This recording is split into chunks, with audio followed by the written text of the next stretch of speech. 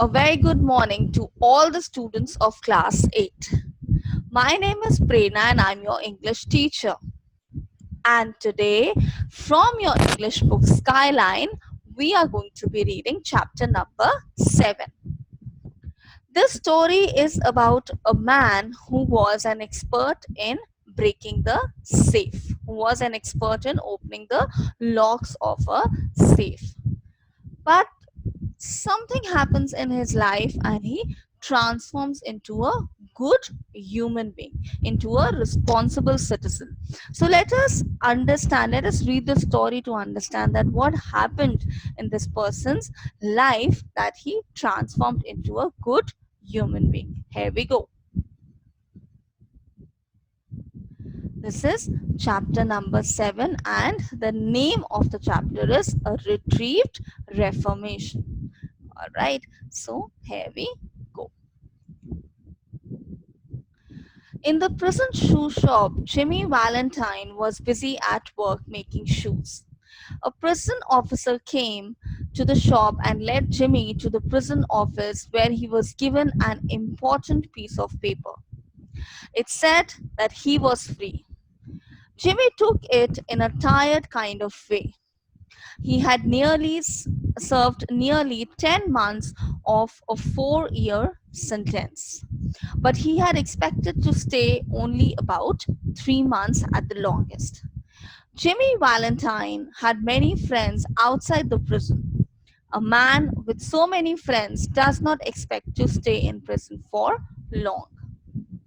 Now, Valentine, said the chief prison officer, you will go out in the morning. That is, you will be set free. This is your chance. Make a man of yourself. Make a man of yourself. Become responsible. Do something constructive with your life. You're not a bad fellow at heart. Stop cracking safes and live a better life. Cracking safe means opening them, with the intention of theft. Me? Said Jimmy in surprise. Why? I've never cracked a safe in my life. Oh no, laughed the chief prison officer. Of course not. Let's see now. How did you happen to get sent to prison for opening that safe in Springfield? Was it because you wouldn't prove an alibi for fear of compromising somebody important? Or was it because the jury didn't like you? You men always have a reason like that. You never go to the prison because you broke open a safe. So, when the chief prison officer is advising Jimmy to live a better life, he says, "Oh, I'm already a very good person. I've never, uh, uh, you know, cracked a safe." So the prison officer tells him, "You people always make excuses," and he tells that because you made a robbery in Springfield, that is the reason you got arrested. And indirectly, he also says that I know there are other people. There were other people who were involved with you. Me? Jimmy said. His face still showed in surprise. I never was in Springfield in my life. Take him away, said the chief prison officer. Fix him up with the outgoing clothes and bring him here again at 7 in the morning. Better think over my advice, Valentine. At a 7:15 in the morning, Jimmy stood again in the office. They gave him a railway ticket and $5. These $5 were supposed to help him rehabilitate himself and become a better man. Rehabilitate is to basically re-establish yourself physical, more of more in a physical way. That is, you work on your physical health. These sorry Then the chief prison officer put out his hand for a handshake, and that was the end of Valentine prisoner 9762. So 9762 was the number which was given. The prisoner number given to Valentine was 9762.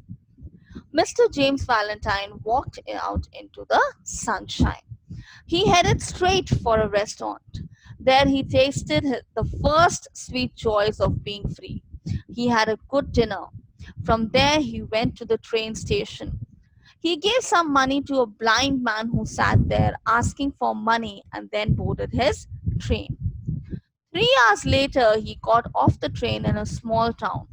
He went to a restaurant of Mike Dolan, who was alone there. After shaking hands, Mike said, "Sorry, we couldn't do it sooner, Jimmy. My boy, it wasn't easy. Feeling all right?" "Fine," said Jimmy. "Is my room waiting for me?" So now Jimmy Valentine is asking this person, Mike Dolan, that I hope my room is set for me. He got his key, went upstairs, and opened the door of a room at the back of the building. Everything was just as he left. It was here they had found Jimmy when they took him to prison. There on the floor was Ben Price's collar button that had been torn from the detective's shirt band as Jimmy was fighting to escape. So the detective who had caught Jimmy Valentine, his name was Ben Price. There was a folding bed against the wall. Jimmy pulled towards Jimmy pulled the bed towards the middle of the room. He slid back a panel in the wall and pulled out a dust covered bag. He opened it and looked lovingly at the burglar's tools. They were complete, everything he needed was there. They had been made of a special material in the necessary sizes and shapes. Jimmy had invented 2 or 3 tools himself in which he took pride. It had cost him over $900 to have these tools made at a place where they make such things for his profession. And what was Jimmy's profession? He was a he was a thief. He would break safe.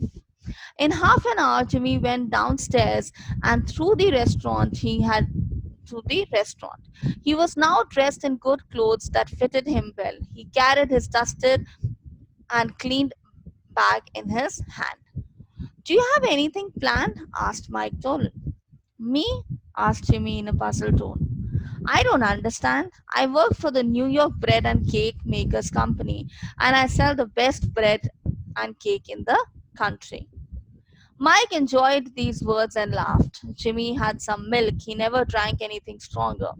A week after Valentine 9762, that was his number in the prison, left the prison, a safe was broken open in Richmond, Indiana. No one knew who did it. $800 were taken. 2 weeks after that, a safe in Logansport was opened. It was a new kind of safe. It had been made, they said, so strong that no one could break it open. But someone did and took $1,500. Then a safe in Jefferson City, $5,000 were taken. This loss was a big one. So now, the moment Jimmy Valentine was released from the prison, 3 robberies back to back had taken place. Ben Price was a cop who worked on such important matters, and now he began to work on this. He went to Richmond, Longspot, to see how the safe breaking had been done in those places. He was heard to say, "I can see that Jim Valentine has been there. He is in business again. Look at the way he opened this one. He is the only man who has the tools to do it. And he is the only man who knows how to use tools like this. Yes, I want Mr. Valentine. Next time he goes to prison, he's going to stay there until his time is finished." So now, Ben Price, looking at the manner in which those safes were broken, he said that this is definitely the work of Jim Valentine. And he said that I'm going to now arrest this man and make sure that he serves life imprisonment.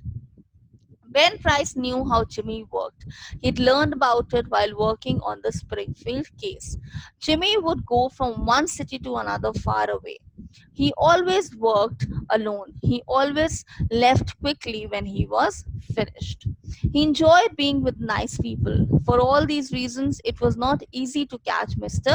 Valentine. People with safes full of money were glad to hear that Ben Price was at work trying to catch Mr. Valentine.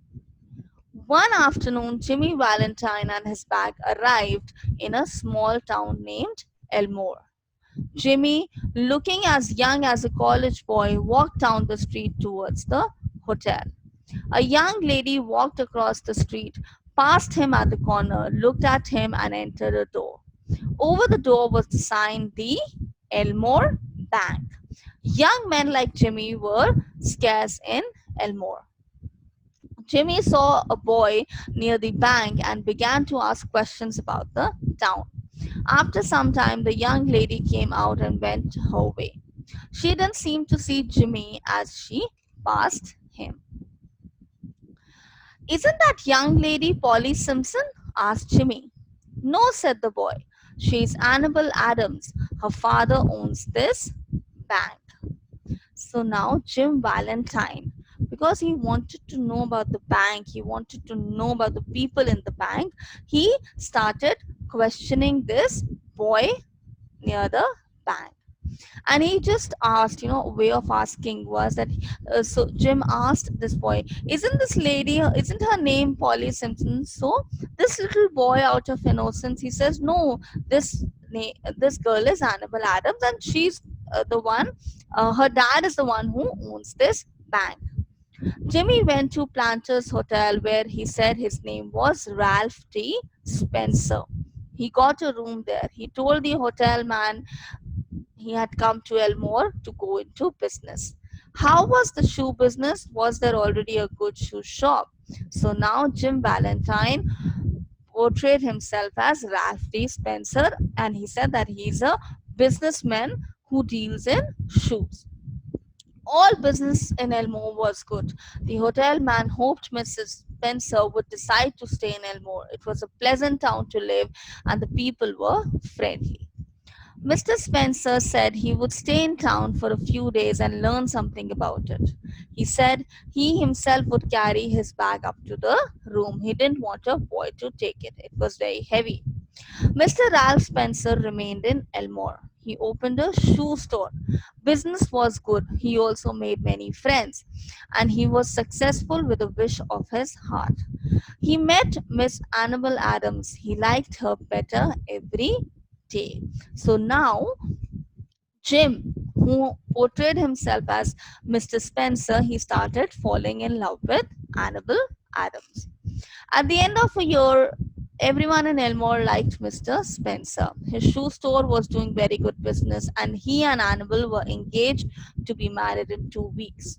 Mr. Adams, the small town banker, liked Spencer.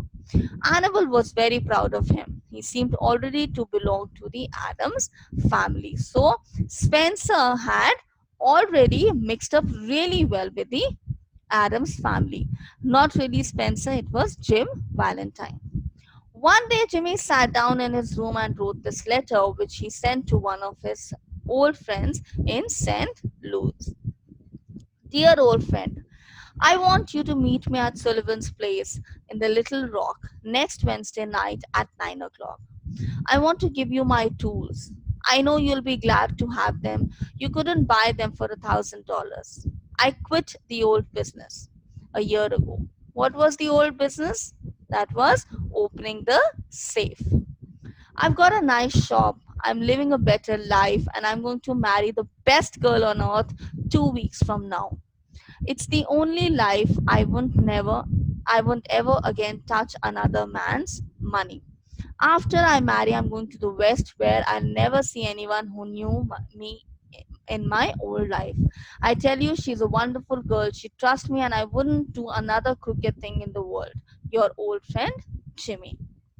So it was the love, it was the affection that Jimmy got from Annabel and her family, that he had transformed into a good human being, and he decided that I'm never ever going to break open a safe. On the Monday night after Jimmy sent this letter, Ben Price arrived quietly in Elmore. He moved slowly about the town in his quiet way, and he learned all that he wanted to know. So now Ben Price extracted as much information from every possible person in Elmore to make sure that Jimmy Valentine was there in Elmore. The next morning, Jimmy was with Annabel and her family. He was going to Little Rock that day to buy new clothes for the wedding. He was also going to buy a gift for Annabel. It would be his first trip out of Elmore. It had been more than a year now since he had done any safe breaking. Many in Annabel's family went to the bank together that morning. There were Mr. Adams, Annabel, Jimmy, and Annabel's married sister with her two little girls aged 5 and 9. They passed Jimmy's hotel, and Jimmy ran up to his room and brought along his bag. Then they went back to the bank. All went inside, Jimmy too, for he was the new one in the family. Jimmy put down his bag. Annabel, laughing, put Jimmy's hat on her head and picked up the bag. How do I look? She asked Ralph. How heavy this bag is. Feels like it is full of gold bricks. It's full of things I don't need in my shop, Jimmy said. I'm taking them to the city, to the place where they came from. I'm going to be a married man. I must learn to save money. The Elmore Bank. Remember who owned this Elmore Bank? It was Annabel's father. The Elmore Bank had a new safe. Mr. Adam was very proud of it and he wanted everyone to see it. It was as large as a small room and it had a very special door. The door was controlled by a clock. Using the clock, the banker planned the time when the door should open. At other times, no one, not even the banker himself, could open it. So, to ensure the safety of the law of the to ensure that no one breaks into the safe, Annabel's father he had set up the timer. He explained about it to Spencer. Mr. Spencer seemed interested, but he did not appear to understand very easily. The two children. So Annabel's sister, she had two daughters, May and Agatha, enjoyed seeing the shining heavy door with all its special parts. While they were busy like this, Ben Price entered the bank and looked around. He told a young man who worked there that he had not come on business. He was waiting for a man he knew. Suddenly, there was a scream or two from the woman. They had not been watching the children. May, the 9-year-old girl, had playfully but firmly closed the door of the safe, and Agatha was inside. The old banker tried to open the door. He pulled at it for a moment. The door can't be opened, he cried. And the clock, I hadn't started it yet. Agatha's mother cried out again. Quiet, said Mr. Adams, raising a shaking hand. All be quiet for a moment. Agatha, he called as loudly as he could. Listen to me. They could hear, but not clearly, the sound of child's voice. In the darkness inside the safe, she was wild with fear. My baby, her mother cried. She will die of fear. Open the door, break it open. Can't you men do something? So now Agatha's mother was devastated. She was into that hue and cry situation that my child is stuck inside and she might lose her daughter. There isn't a man nearer than Little Rock who can open the door, said Mr. Adams in a shaky voice. My God, Spencer, what shall we do? That child, she can't live long in there. There isn't enough air, and the fear will kill her. Annabel turned to Jimmy and said, Can't you do something, Ralph? Try, won't you? He looked at her with a strange soft smile on his lips and in his keen eyes. Annabel, he said, give me the flower you're wearing, will you? She could not believe that she had really heard him right, but she put the flower in his hand. Jimmy took it and put it where he could not lose. So he told Annabel that there's a flower that you're wearing in your bun. Please give that to me. And he put that in his coat. Then he threw off his coat. With that act, Ralph D. Spencer passed away and Jimmy Valentine took his place. So what had happened? looking at the situation that now the safe is stuck and it's nearly impossible to open it. Ralph D. Spencer, who was actually Jimmy Valentine. So now Jimmy Valentine, in a way, revealed his true identity. How did he do that? Stand away from the door, all of you, he commanded. He put his bag on the table and opened it flat. From that time on, he seemed to not to know that anyone else was near. Quickly, he laid the shining, strange tools on the table. The others watched as if they had lost the power to move. In a minute, Jimmy was at work on the door. In 10 minutes, faster than he had ever done it before, he had opened the door. Agatha was taken into her mother's arm. Jimmy Valentine put on his coat, picked up the flower, and walked towards the front door. As he went, he thought he heard a faraway voice called Ralph, but he did not stop. So Annabel tried to stop him. At the door, a big man stood in his way. Who was it? It was Ben Price, who had come to arrest Jimmy Valentine. Hello, Ben, said Jimmy, still with a strange smile. You are here at last, aren't you? Well, let's go. I don't care now. So now Jimmy Valentine is telling Ben Price in a very normal, in a way calm, in a way composed manner that you can now arrest me. It's absolutely fine. And then Ben Price acted rather strangely. I guess you're mistaken, Mr. Spencer, he said. I don't believe I know you, do I? And Ben Price turned and walked slowly down the street. So Ben Price, who very well knew that this Ralph D. Spencer is Jimmy Valentine, he still let him go. Why did that happen? Can you think of the reason why that happened? Why Ben Price suddenly changed his decision? Because he could see through that Jimmy Valentine had transformed into a very loving and caring and responsible human being. So he decided to forgive Jimmy Valentine and he let him free. Wasn't that an interesting story? Thank you so much.